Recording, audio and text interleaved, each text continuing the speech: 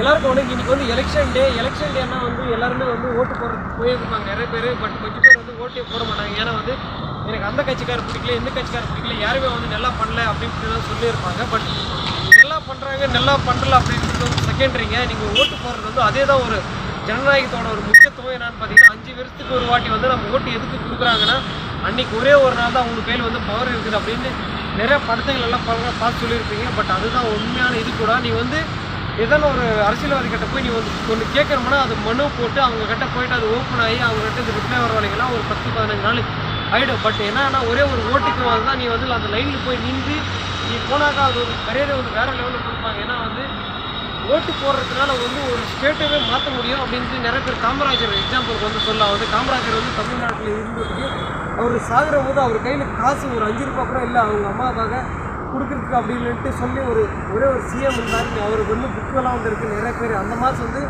உங்களுக்கான தலைவர் வந்து சூஸ் பண்ணுங்கள். நீங்கள் வந்து ஓட்டு போடுங்க. ஓட்டு போடாமல் வந்துடாதீங்க. ஏன் வந்து நோட்டாக்கு கூட போடுங்க. நோட்டாக்குனா வந்து உங்களுக்கு 2 பேருக்குமே பிடிக்கல நோட்டாக்கு போட்டிங்கன்னா வந்து அப்போ தெரியும் இந்த கான்ஸ்டியூஷனில் வந்து இப்போ நீங்கள் வந்து ஆந்திராவில் இருக்குது. நான் வந்து கூட வந்து பேசிக்காக ஆந்திரா தான். எனக்கு வந்து சந்திரபாபு நாயுடு, ஜெகன்மோகன் ரெட்டி, நெக்ஸ்ட் வந்து அவங்களுக்கு எல்லாம் இருக்காங்க. பட் அவங்களுக்கு 2 பேருக்குமே உங்களுக்கு ஓட்டு போடுறதுக்கு பிடிக்கல நோட்டாக்கு போடுங்க.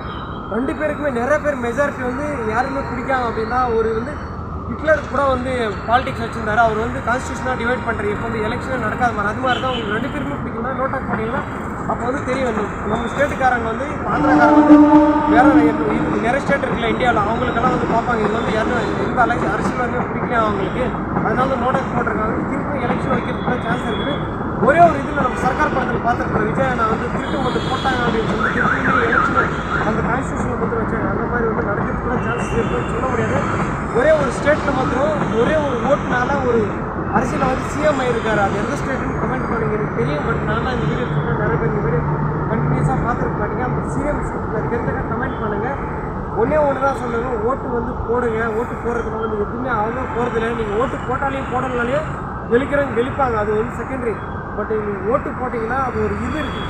மனசாட்சிக்கு தொட்டு நம்ம இது சொல்லலாம். ஒரு விதம் ஒரு நம்ம வீட்டுக்கு இது பண்ணல அது பண்ணலன்னு கேட்கறதுக்கு ஒரு தகுதி இருக்குது நம்மளுக்கு. நீங்கள் ஓட்டே போடாமல் எதுவுமே பண்ணாத இந்த அரசியல்வாதி சரியாக பண்ணல அந்த அரசியல்வாதி சரியாக பண்ணலன்னா அது எதுவுமே கேட்கறதுக்கு எதுவும் இல்லை. எங்களுக்கு வந்து நெக்ஸ்ட்டு மே 13 வந்து எலெக்ஷனுக்கு இது ஆந்திராவில் நிறைய பேர் நான் போய் ஓட்டு போட்டு அன்றைக்கி ஒரு வீடியோ போட போகிறேன். இன்றைக்கி வந்து கர்நாடகாவில் எலெக்ஷன் நிறைய ஸ்டேட்டில் எலெக்ஷன் நடந்திருக்குது.